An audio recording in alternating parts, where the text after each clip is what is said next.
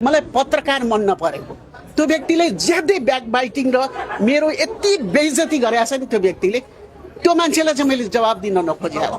जब बालेनजीको शपथमा अब आजदेखि मेरो दर्जा उत्रियो, अब चाहिँ बालेनजीको म्याडम चाहिँ मिसेस अथवा हाम्रो त छोरी जस्तो भए पनि हामी त अब हजुरआमाका दर्जामा पुगिसक्यौँ। अब उहाँलाई माताश्री मान, राष्ट्रिय माता मान भन्न मैले भने हो। यहाँ आमा आउनुभयो भनेर एकदमै खुसियाली मनाएको पायौँ, तर तपाईँलाई यो शब्दप्रति धेरै नै एकरति पनि छैन। तपाईँलाई हिजोको कुरालाई लिएर गएको होला, मलाई पत्रकारसँग चाहिँ रिस उठेको। त्यो पत्रकारले जहिले पनि मलाई के भन्यो नि, यो विदेशी उसबाट परिचालित हो, यसले देशलाई बेच्दैछ, यो बालुवाटारमा चाहिँ अहिले राजदूतका गाडी छिरे भनेर सधैँ भन्थ्यो। अनि तिम्रो चाहिँ आमा होइन भनेको होइन, त्यो भयो। अनि अर्को कुरा के छ भने गलत इन्फर्मेसन गइरहेछ। किनभने एउटा के हुन्छ भने आमा पनि ट्रान्सफर हुन्छ नि, आमाको हैसियत पनि त ट्रान्सफर हुन्छ।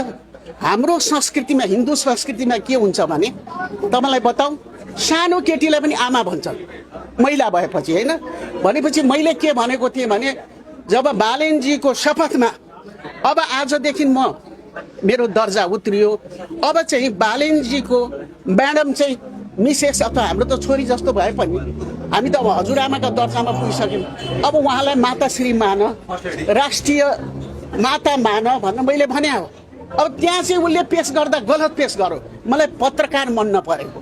त्यो व्यक्तिले ज्यादै ब्याकबाइटिङ र मेरो यति बेइज्जती गरेछ नि त्यो व्यक्तिले, त्यो मान्छेलाई चाहिँ मैले जवाब दिन नखोजिरहेको।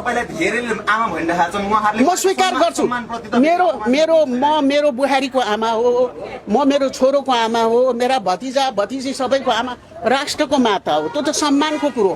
तर त्यो पत्रकारले चाहिँ मलाई विदेशी जासुस, राष्ट्र खत्तम पारी यसले र रातभरि यसकोमा राजदूतहरू आएर बस्छन् भनेको हुनाले त्यसको चाहिँ आमा होइन।